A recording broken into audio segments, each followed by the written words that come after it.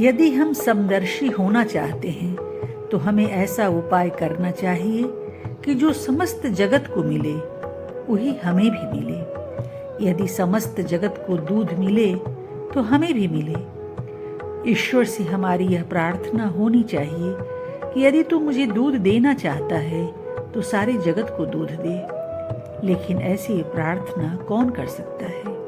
वही जिसमें इतनी करुणा हो, जो दूसरों के लिए श्रम कर सकता हो।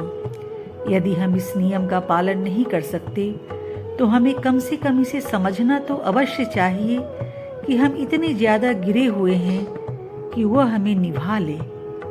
हम भले ही आगे न बढ़ें, लेकिन वह हमें इतनी शक्ति दे कि हमारे पास जो परिग्रह है उसे हम कम कर सकें। यदि हम अपने पापों का प्रायश्चित करें तो उनमें वृद्धि नहीं होगी। हमें कोई भी वस्तु अपनी समझ कर नहीं रखनी चाहिए और यथाशक्ति परिग्रह का त्याग करने का प्रयत्न करना चाहिए। जो कर्म विवेक और संकल्प पूर्वक किया जाता है और आत्मार्थ होता है, वही कर्म खरा अकर्म बन जाता है।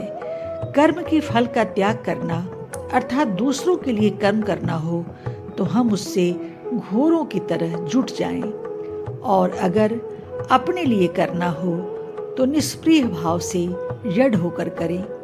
यह एक हार्दिक स्थिति है, मन की भावना है। हम अपूर्ण मनुष्य हैं और अपूर्ण अनुभव के बल पर अपूर्ण सिद्धांत निश्चित कर लेते हैं। यह सत्य है कि कर्म के मार्ग से हम ज्ञान तक पहुंच सकते हैं, और यह अनवरत अनासक्त कर्म और सच्चा आत्मनिरीक्षण ही हमारे अहम का विनाश कर सकता है, और हमें यह आनंदमयी अनुभूति कराता है कि सारे जगत में ईश्वर ही ईश्वर है तथा हम में और दूसरे जीवों में कोई अंतर नहीं है।